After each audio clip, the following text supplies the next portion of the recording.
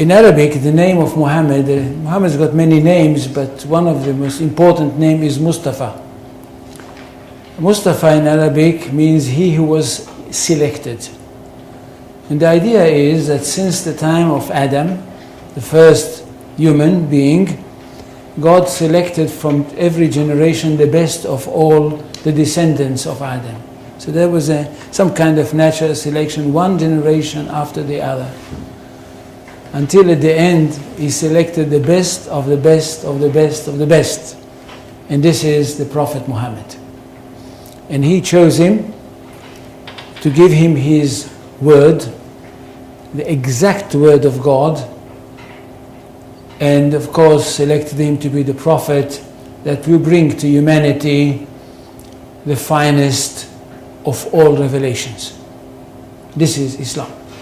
That we are talking about a culture which is highly rich, highly interesting, and highly rewarding. And that's what the most important thing. It's highly rewarding because it basically, for the ordinary person, it's a very, very simple religion. I'm not talking about philosophers, I'm not talking about academicians, I'm not talking about the great theologians, I'm talking about the simple person for whom Islam is the most rewarding of all religions. At the end of the story, if he is a good Muslim and he dies, he is going to go straight into paradise, and paradise is described in the most colorful way possible in the Quran. And for this reason, I think we should speak about Islam with great respect. And not just, as I can hear some people say, well, it's Islam, it's nothing. No, it's not. And it's not a simple thing that a person like me and others like me in the academy, in fact, dedicated their life for the studying of this culture. Now, Islam is not a religion in the ordinary, simple way of thinking. Islam is a culture which comprises everything. And most of all, it is a culture based on revelation, and it is a culture which is based on a legal system. It is basically a legal system. It is a legal system which comprises everything. It comprises the life of the individual, it comprises the life of the society, it comprises the state. That's one thing. Secondly, it is a world religion. It's not like Judaism, which is not a world religion. It is connected with the chosen people and it's only for them. And it's not connected with the territory of the world, it's connected with one small country. Islam is a world religion connected with the world, and it wants to establish world order.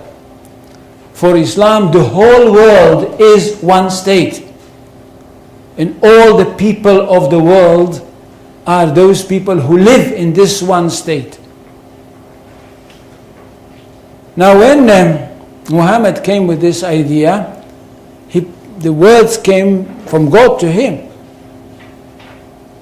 And it says, I don't know how many people know Arabic here? They don't. So I will not quote in Arabic. In Surah 61, verses 11-13, we hear that God sent Muhammad with the true religion, with the right message, with the right path, in order that it should overcome all the other religions. Which means that there is only one truth. Jews and Christians, which are called the people of the book, had once their own truth, but they were not a very good custodians, and they falsified their books.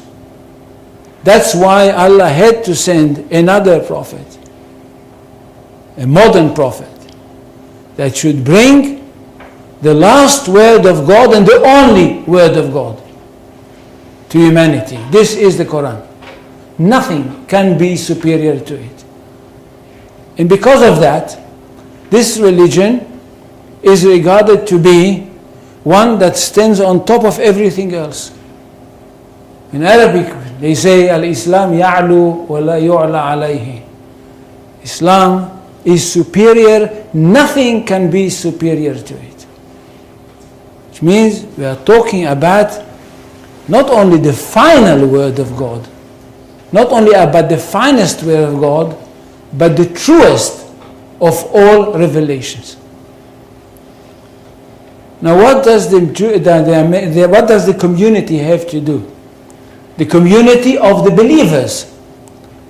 Those people that were lucky enough to have their hearts open and to have accepted the call of the Prophet Muhammad. What do they have to do? They have a mission in this world. To bring the word of God to the whole universe.